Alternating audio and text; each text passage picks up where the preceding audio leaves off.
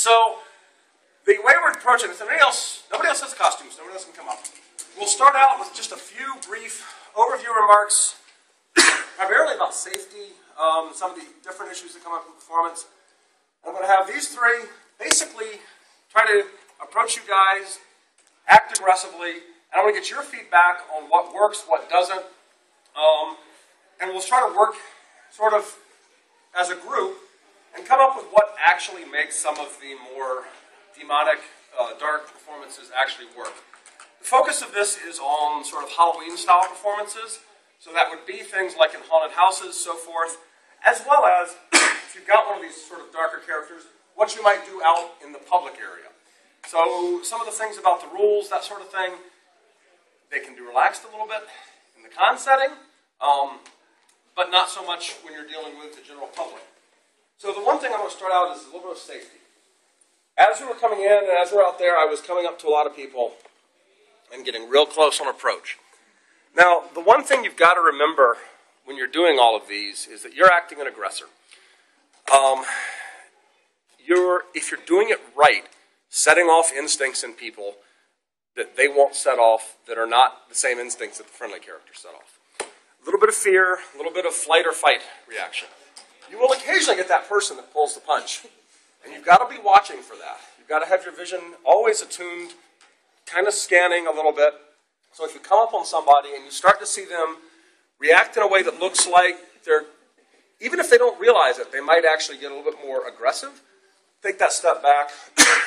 I have actually had people who are going to be intentionally aggressive. And I've, just like this, I've had people punch the staff. They don't like it when they do that. Because the staff doesn't give like skin does. The flip side of that is, when I'm getting up close to somebody, I will get close, but I will not touch them. I touched her nose. Like I said, they can be relaxed a little bit in the con settings. That's kind of rule number one for all of this stuff, is never actually make physical contact with the victim. I want to stress that very, very strongly up front. If you're doing aggressive costumes, don't make contact with the victim. Don't even, if you're acting aggressive, come up and try to hug someone, because one, it's completely out of place, but two, if you're acting aggressively and you make that contact, one, you can set off the fight or flight response stronger, and two, it can technically be assault. So I kind of want to start off with that safety note, because if you've ever worked, I've worked in a couple haunted places. I know Victor has worked in a few, and I assume in your case that's always rule number one. Don't ever touch the people that you're dealing with. In the con setting, you can get away with a little bit more. You know, you can kind of reach out and rest your arm on someone's shoulder, that kind of stuff.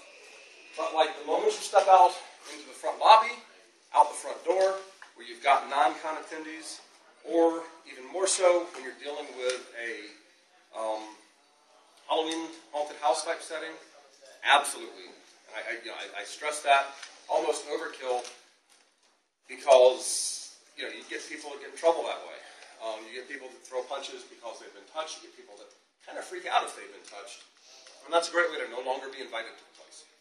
So, beyond that, it's really just getting used to a different sort of approach.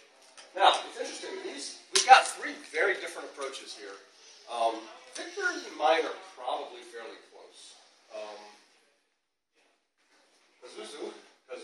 Azuzu is a very different approach, but I've actually, it's going to be interesting for me to see how it fully works out, because it's a almost flamboyant evil approach. And the Mocking Raven Mocker, has a very silent approach. One thing, if you've noticed the way I do, I tend to vocalize a lot. Get into those deep, verbal, guttural growls. I think that works very well. You do a similar thing. Yours is totally different. So, does anybody want to be a victim first? We'll start out. I got it. So, make your way forward. Who wants to start? I'm thinking pointing towards. Let's go traditional. They want to be victims. Here's the thing, of course. Props are always your friend. You want a prop? Okay. I love props. but you don't necessarily need them. So we'll let Victor come up and try to act. Lights? Oh, yeah, I have no idea how to do that. Can we dim the lights? Ooh, somebody figured out how to do that. The exact same ones I have at work.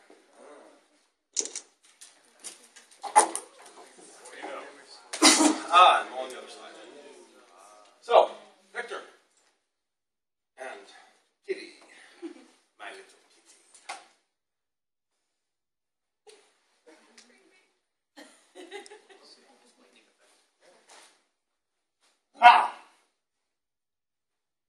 So things I'll point out, that crouched walk.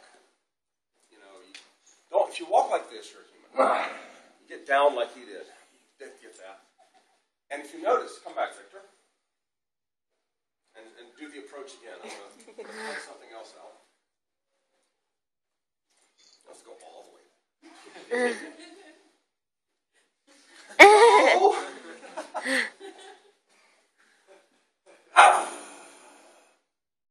Do it correctly.